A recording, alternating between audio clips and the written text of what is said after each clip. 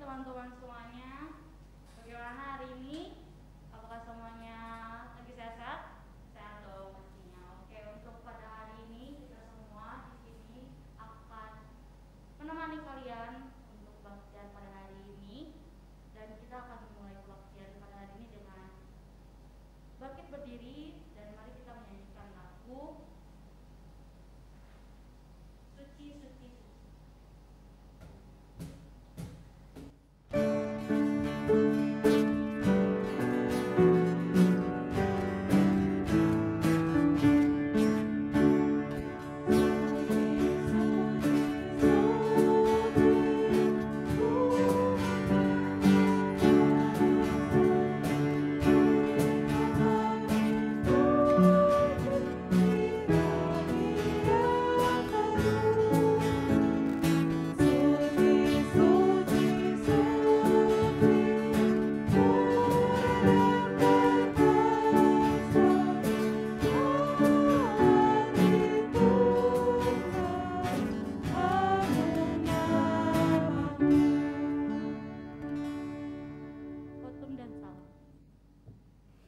Kebaktian kita berlangsung di dalam nama Bapa, Anak, dan Roh Kudus.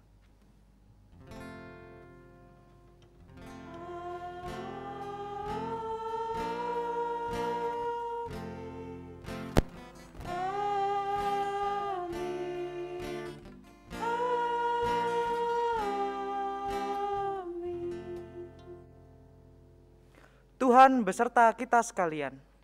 Dan beserta saudara juga. Baik teman-teman sekalian, dalam sebuah kehidupan kita pasti pernah merasakan lelah dan senang, dan itu merupakan hal yang biasa terjadi. Meraih kemenangan tentunya menjadi sebuah tujuan dan harapan semua orang, kan? Namun terkadang harapan bersamanya tidak terwujud. Alhasil kadang kita mendapatkan kekalahan juga. Nah, tema hari ini menarik sekali nih, yaitu menang kalah sama indahnya. Selanjutnya nanti akan dijelaskan lebih lanjut lagi oleh saya Sapa. Mari selanjutnya kembali kita mengangkat pujian dari lagu Bukan Terbang.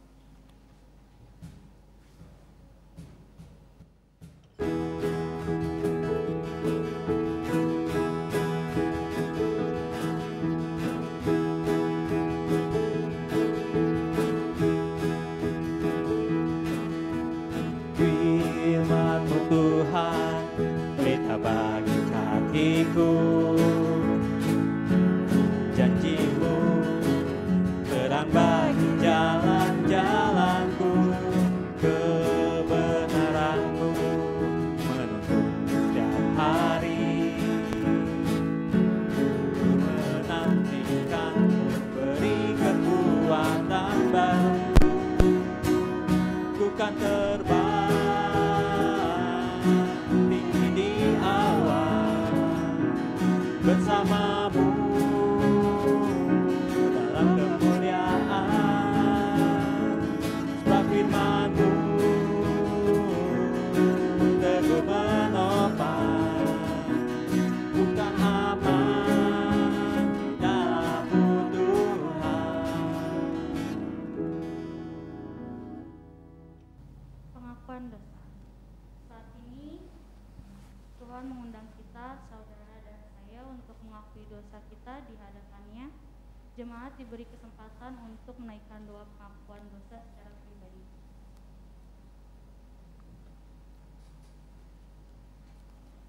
Bapa, kami mohon ampun jikalau seringkali dalam hidup kami masih sulit untuk menghargai, mendukung, dan memperhatikan sesama kami. Kami mau belajar untuk mau hidup dengan sesama dan mau belajar berbagi dan saling menguatkan. Hanya dalam nama Tuhan Yesus kami berdoa mengucap syukur. Amin. Mari selanjutnya kita menyanyikan lagu Seperti Yang Kau Ingat.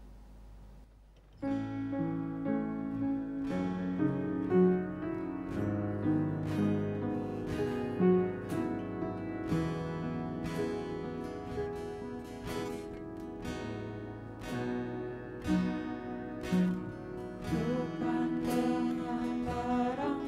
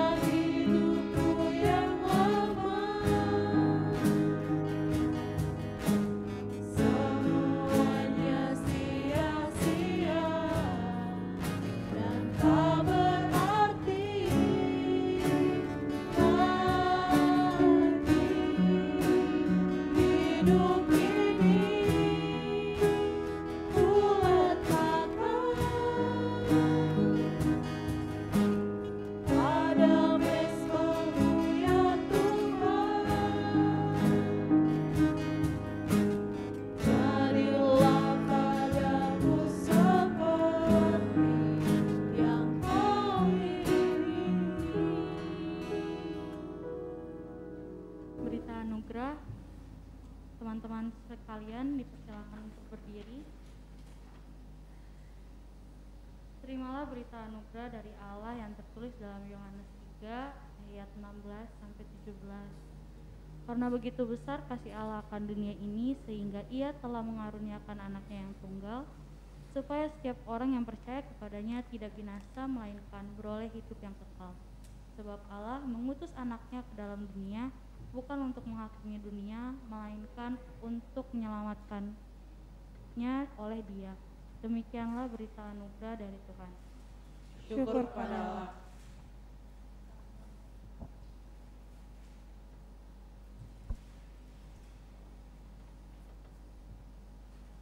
Mari dengan penuh sukacita kita sambut janji dan pengharapan dari Tuhan dengan mengangkat pujian, kusiapkan hatiku Tuhan.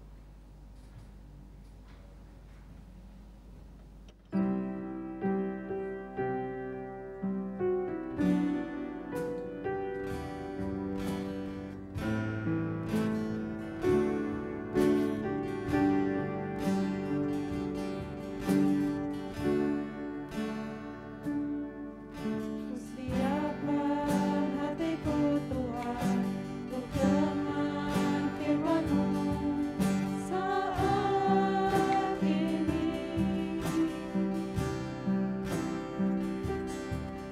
Ku sujud menyembah-Mu Tuhan, dalam hadirat-Mu saat ini. Curahkan urapan-Mu Tuhan bagi jemaat-Mu saat ini. Ku siapkan hatiku Tuhan,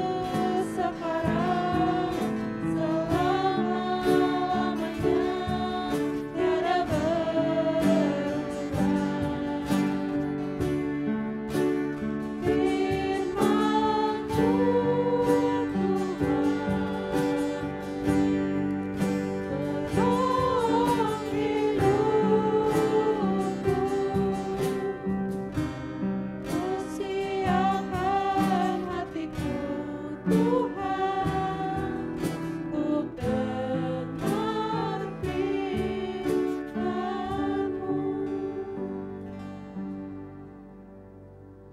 Pelayanan firman. Mari teman-teman, sebelum kita mendengarkan firman Tuhan, mari kita berdoa.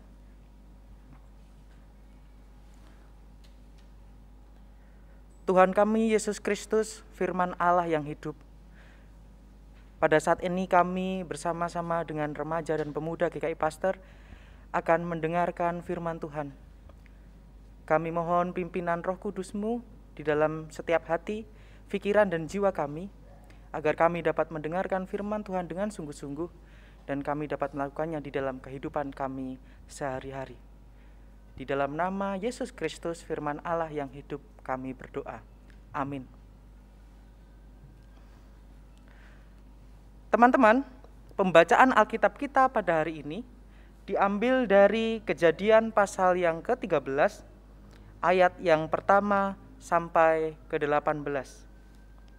Kejadian pasal yang ke-13 ayat yang pertama sampai ke-18. Saya akan membacakan untuk kita semuanya.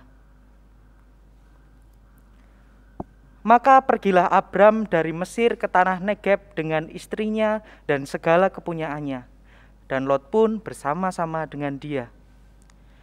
Adapun Abram sangat kaya, banyak ternak, perak, dan emasnya. Ia berjalan dari tempat persinggahan ke tempat persinggahan, dari tanah Negeb sampai dekat Betel, di mana kemahnya mula-mula berdiri antara Betel dan Ai, ke tempat mezbah yang dibuatnya dahulu di sana. Disitulah Abram memanggil nama Tuhan. Juga Lot yang ikut bersama-sama dengan Abram mempunyai domba dan lembu dan kemah.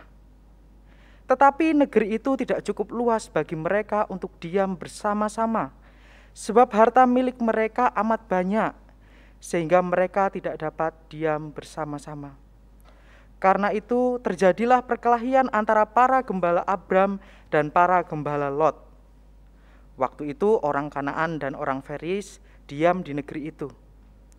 Maka berkatalah Abram kepada Lot, "Janganlah kiranya ada perkelahian antara aku dan engkau, dan antara para gembalaku dan para gembalamu. Sebab kita ini kerabat. Bukankah seluruh negeri ini terbuka untuk engkau? Baiklah, pisahkan dirimu daripadaku. Jika engkau ke kiri, maka aku ke kanan. Jika engkau ke kanan, maka aku ke kiri." Lalu Lot melayangkan pandangnya dan dilihatnya lah bahwa seluruh lembah Yordan banyak airnya, seperti taman Tuhan, seperti tanah Mesir sampai ke Zoar. Hal itu terjadi sebelum Tuhan memusnahkan Sodom dan Gomora. Sebab itu Lot memilih baginya seluruh lembah Yordan itu.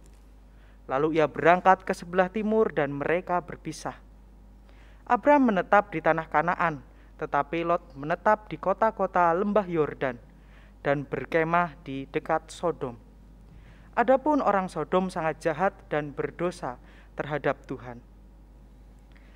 Setelah Lot berpisah daripada Abram, berfirmanlah Tuhan kepada Abram, "Pandanglah sekelilingmu dan lihatlah dari tempat engkau berdiri itu ke timur dan ke barat, utara dan ke selatan.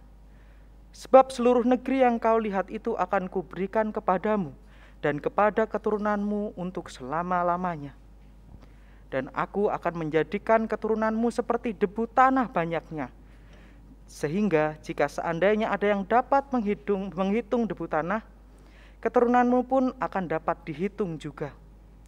Bersiaplah, jalanilah negeri itu menurut panjang dan lebarnya, sebab kepadamulah akan kuberikan negeri itu."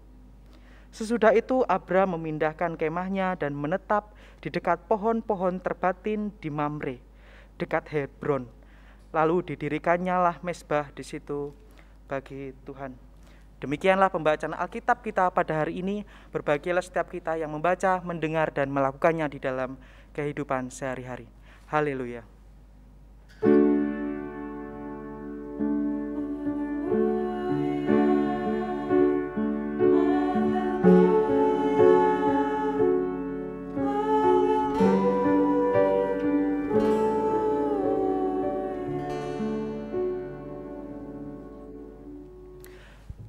Shalom rekan-rekan remaja dan pemuda GKI Pasteur yang dikasihi oleh Tuhan. Setiap kita di tempat ini pada umumnya memiliki kerabat, memiliki teman dan sahabat. Nah, saya akan bertanya nih sama teman-teman baik yang ada di rumah ataupun yang ada di tempat ini. Apakah teman-teman pernah terlibat pertengkaran dengan mereka? Dengan kerabat, dengan teman, atau dengan sahabat?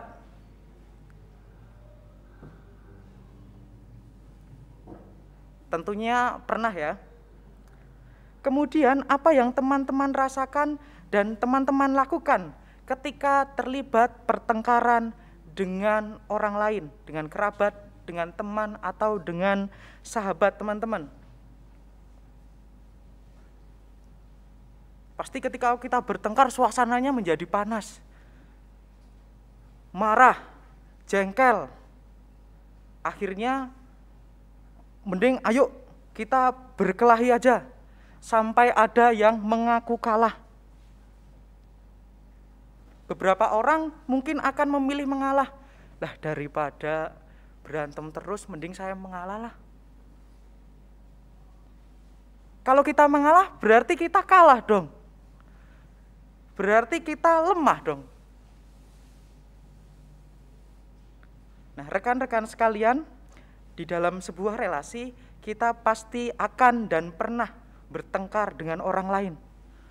Penyebabnya pun bisa bermacam-macam. dari yang bersifat personal ataupun komunitas-komunitas yang kita ikuti.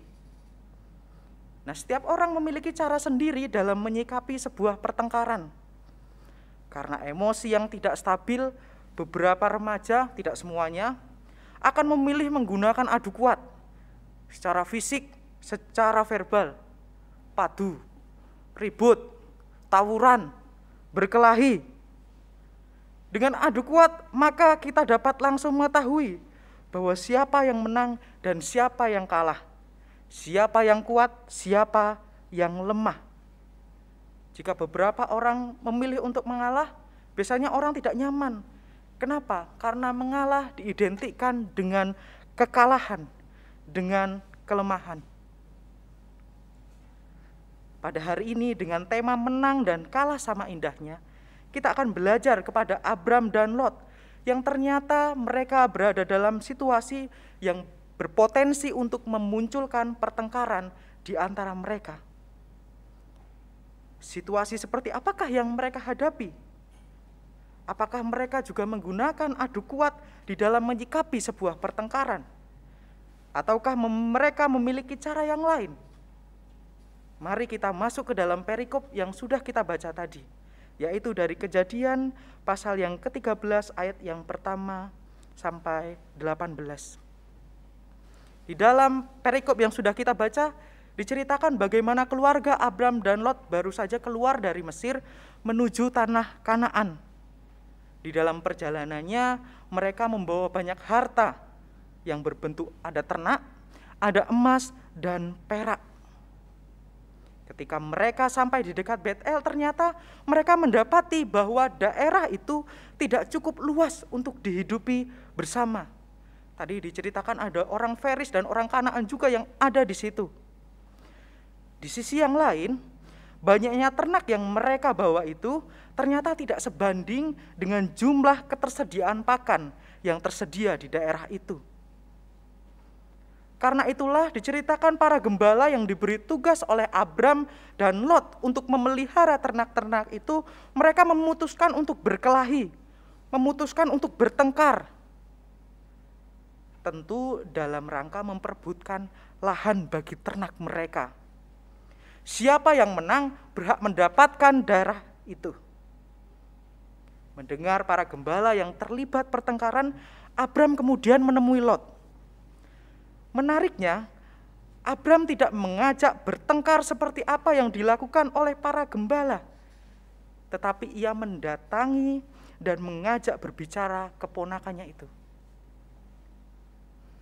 Di ayat yang ke-8 dari ayat 9 dikatakan, janganlah kiranya ada perkelahian antara aku dan engkau, dan antara para gembalaku dan para gembalamu, sebab kita ini kerabat. Bukankah seluruh negeri ini terbuka juga untuk engkau? Baiklah, pisahkan dirimu daripadaku. Jika engkau ke kiri, maka aku ke kanan. Jika engkau ke kanan, maka aku ke kiri. Ternyata Lot setuju dengan penawaran yang dilakukan oleh Abram. Disinilah muncul hal yang menarik lagi. Ternyata Abram mengalah kepada Lot dengan memberikan kesempatan pertama untuk Lot memilih daerah yang menurutnya baik. Apa yang dilakukan Abram ini adalah sesuatu yang aneh. Mengapa? Di dalam tradisi pada saat itu, orang yang lebih tua tuh seharusnya memiliki kesempatan pertama. Toh statusnya Lot hanya mengikuti Abram. Ketika Lot menerima tawaran dari Abram, kita dapat langsung menduga bahwa Lot akan memilih tempat yang paling menguntungkan, tempat yang menurutnya baik.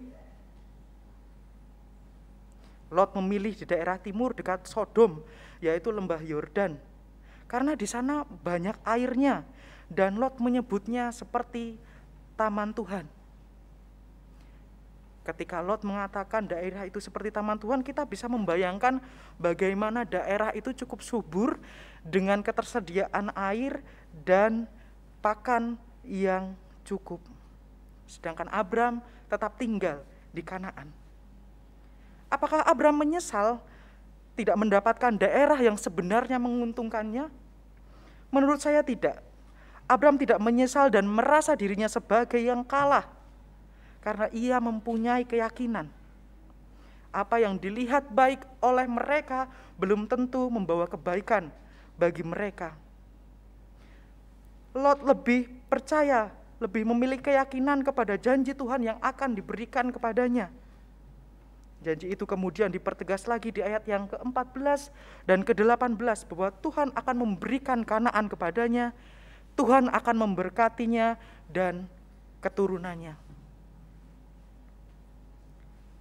Rekan-rekan remaja pemuda yang dikasihi oleh Tuhan, berdasarkan kisah Abram dan Lot, kita akan mendapatkan dua hal penting. Bagaimana cara menyikapi sebuah pertengkaran.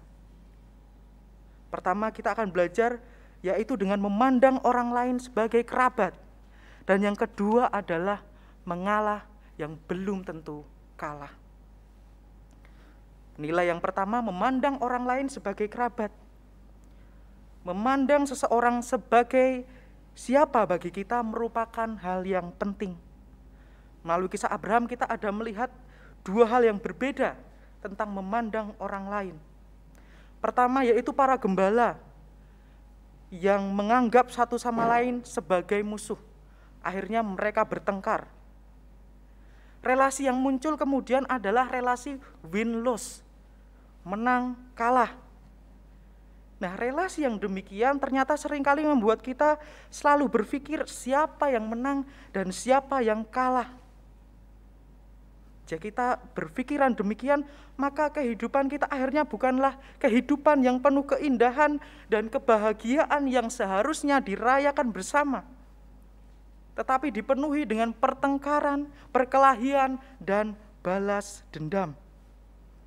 Rekan-rekan tentu di media sosial atau di TV sering melihat ada perkelahian, pertengkaran, tawuran antara satu supporter dan supporter yang lain tentang sekolah A dan sekolah B yang selalu bertengkar, balas dendam. Mereka selalu berpikir siapa yang menang adalah yang terkuat, yang kalah adalah yang lemah. Nah, yang kedua adalah Abram yang memandang Lot sebagai kerabat. Sebagai kerabat tidak seharusnya menyelesaikan konflik dengan kekerasan, karena relasi yang sudah ada akan hancur dan sulit untuk diselesaikan. Relasi yang didasarkan pada kekerabatan adalah relasi yang merangkul, yang mana kehidupan dirayakan bersama-sama. Pertengkaran yang terjadi tidak diselesaikan dengan adu kuat, dengan kekerasan, tetapi dialog antara satu dengan yang lain. Ketika kita terlibat dalam sebuah pertengkaran, seharusnya kita memandang orang lain bukan sebagai musuh, tetapi sebagai kerabat. Saya yakin ini adalah hal yang susah, karena ketika kita bertengkar, maka emosi kita lah yang lebih kuat di dalam hidup kita. Tapi minimal dengan kita memandang orang lain sebagai kerabat, maka kita akan berusaha untuk merespon dengan cara merangkul, sehingga terciptalah harmoni dan keindahan di dalam kehidupan. Kita tidak akan berusaha untuk menjadi superior, paling kuat, sehingga yang ada di dalam pikiran adalah bagaimana cara mengalahkan orang lain. Poin yang kedua adalah mengalah bukan berarti kalah. Di dalam sebuah pertengkaran, beberapa orang akan merasa tidak nyaman jika harus mengalah. Mengalah seringkali diidentikan dengan orang yang lemah, orang yang kalah, dan pihak yang lain menang. Di dalam kisah Abram dan Lot, Abram ternyata memilih untuk mengalah kepada Lot, padahal ia mempunyai kuasa untuk menang jika terjadi pertengkaran di antara mereka. Ia malah memberikan kesempatan emas itu kepada Lot. Abram yang mengalah bukan berarti ia kalah, tetapi ia menunjukkan arti sebuah kedewasaan. Dan teman-teman bisa membayangkan bagaimana jika Abram tetap kekeh dengan pendiriannya, maka pertengkaran yang lebih hebat bisa akan terjadi di antara mereka. Rekan-rekan remaja pemuda yang dikasih oleh Tuhan, di momen tertentu mengalah adalah keputusan yang bijaksana dan dewasa. Mengalah bukan berarti kalah. Mengalah adalah tanda jika kita mampu mengontrol emosi-emosi yang merugikan di dalam kita menuju kepada ketenangan hati, ketenangan batin. Sebaliknya, orang yang merasa sok kuat dan merasa selalu ingin menang sendiri menunjukkan kekanak-kanakan yang tidak dapat mengontrol emosinya. Rekan-rekan sekalian, pada hari ini kita belajar dari kisah Abram dan Lot tentang menyikapi sebuah pertengkaran. Terdapat dua nilai penting, yaitu dengan memandang orang lain sebagai kerabat dan mengalah yang belum tentu kalah. Kemenangan sejati adalah ketika kita tidak berusaha mencari siapa yang menang dan siapa yang kalah, tetapi siapa yang menemukan keindahan dan kebahagiaan ketika ia sedang menang atau kalah. Tuhan memberkati kita semuanya. Amin. Saat teduh untuk kita semuanya. Mari teman-teman sekalian dipersilakan untuk bangkit berdiri. Marilah kita bersama mengakui iman percaya kita dengan mengucapkan pengakuan iman rasuli demikian. Aku percaya kepada Allah, Bapa yang Maha Kuasa, Khalik langit dan bumi, dan kepada Yesus Kristus, Anaknya yang tunggal Tuhan kita, yang dikandung daripada Roh Kudus, lahir dari anak darah Maria, yang menderita sengsara di bawah pemerintahan Pontius Pilatus, disalibkan, mati dan dikuburkan, turun ke dalam kerajaan maut. Pada hari yang ketiga bangkit pula dari antara orang mati, naik ke surga, duduk di sebelah kanan Allah, Bapa yang Maha Kuasa, dan dari sana ia akan datang untuk menghakimi orang hidup dan mati. Aku percaya kepada Roh Kudus, gereja yang kudus dan am, persekutuan orang kudus, pengampunan dosa, kebangkitan orang mati, dan hidup yang kekal. Amin. Teman-teman dipersilakan untuk duduk.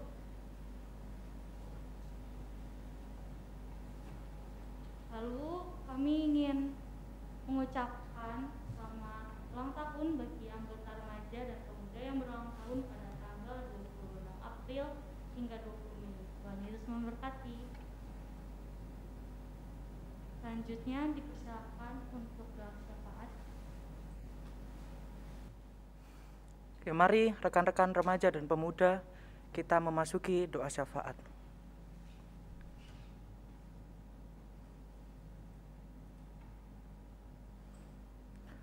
Bapa yang penuh kasih, kami anak-anak-Mu kembali hadir datang kepadamu untuk mengucapkan terima kasih atas segala kebaikan Tuhan di dalam kehidupan kami. Kami bersyukur karena pada hari ini kami boleh membaca, boleh mendengarkan firman Tuhan. Kami diajak untuk menjadi anak-anak Tuhan yang menyikapi sebuah pertengkaran tidak menggunakan kekerasan, tapi kami diajak untuk hidup dalam persaudaraan. Ya Bapa, pada saat ini kami juga hendak membawa doa dan seruan kami. Pada saat ini kami berdoa untuk remaja dan pemuda di GKI Pasteur. Kiranya Tuhan yang senantiasa memberkati persekutuan ini, secara khusus ketika kami bersama-sama mengikuti ibadah secara online. Kiranya persekutuan yang ada di dalam kami selalu ada, bahkan ketika kami tidak bisa bertemu. Ya Bapa, kami juga berdoa untuk studi dan kesehatan kami masing-masing. Kami mohon kebijaksanaan dan kepintaran dari Engkau, sehingga setiap harapan dan cita-cita yang kami miliki boleh tercapai. Kami juga berdoa terhadap kesehatan kami, kesehatan orang tua kami. Kiranya berkat-Mu melalui makanan dan minuman boleh semakin membawa pemulihan, membawa kesehatan di dalam hidup kami. Ya Bapak, kami juga berdoa untuk rekan-rekan kami yang sakit, baik yang ada di rumah atau di di rumah sakit. Kami mohon senantiasa kasih-Mu, kemurahan-Mu, sehingga rekan kami, orang tua kami boleh segera pulih dan boleh menjalani aktivitas kehidupan mereka kembali. Kami juga berdoa untuk orang-orang yang penuh cinta kasih menjaga dan merawatnya.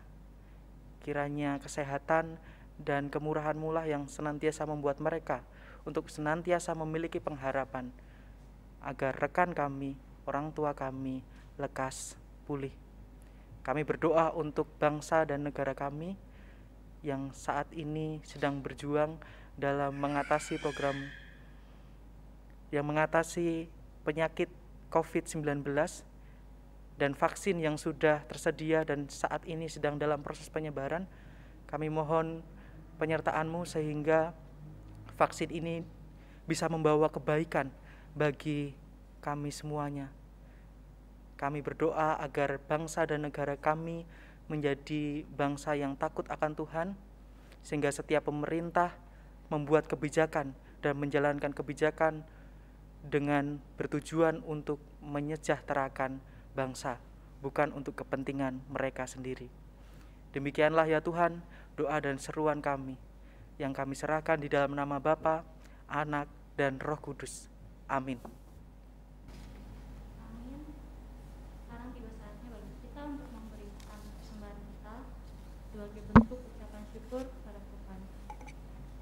Kita akan mendasari persembahan kita dari Imamat 19 ayat 5. Apabila kamu mempersembahkan korban keselamatan kepada Tuhan, kamu harus mempersembahkannya sedemikian hingga Tuhan berkenan akan kamu. Seraya kita mempersiapkan persembahan, mari kita memuji Tuhan dengan mengangkat pujian dari PKJ 146 bawa persembahan.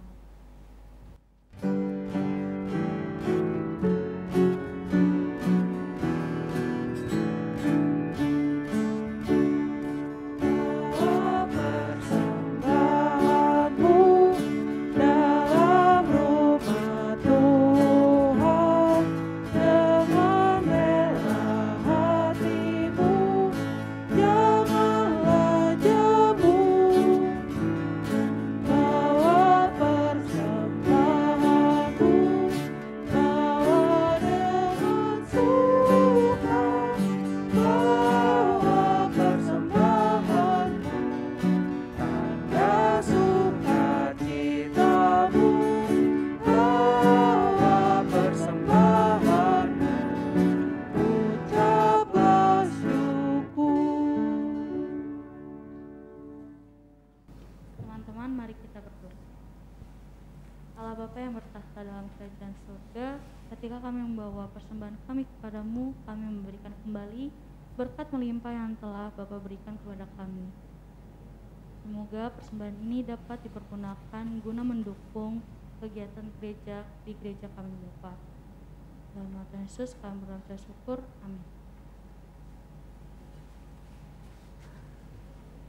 Nah, teman-teman sekalian, pada hari ini kita sudah belajar banyak ya dari Kak Yosafat, dan jangan lupa salah adalah kondisi sementara, menyerah adalah hal yang membuat kesalahan yang menjadi permanen. Di balik setiap orang sukses terdapat dan banyak jalan panjang kesalahan dan kegagalan, namun keteguhan dan keberanian dapat mengatasi kegagalan. Baik, selanjutnya mari kita mengangkat pujian ikut di kau saja Tuhan.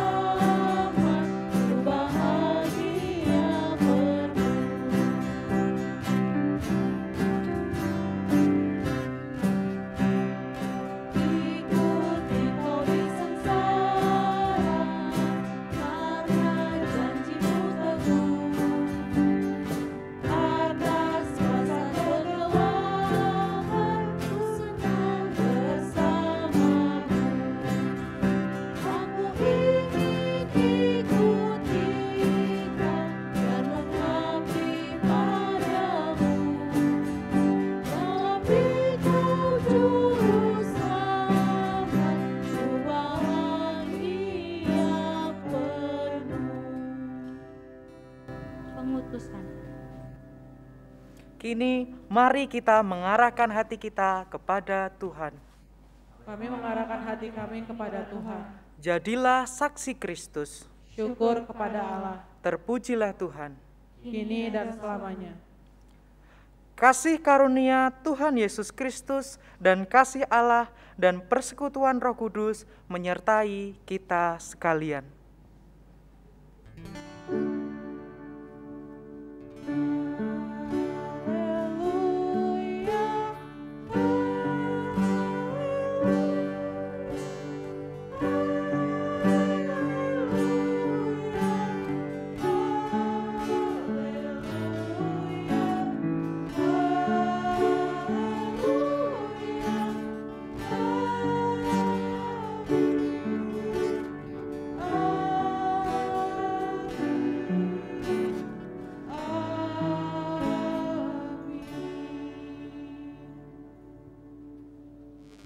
Kebaktian pada hari ini sudah selesai. Selamat hari Minggu semuanya.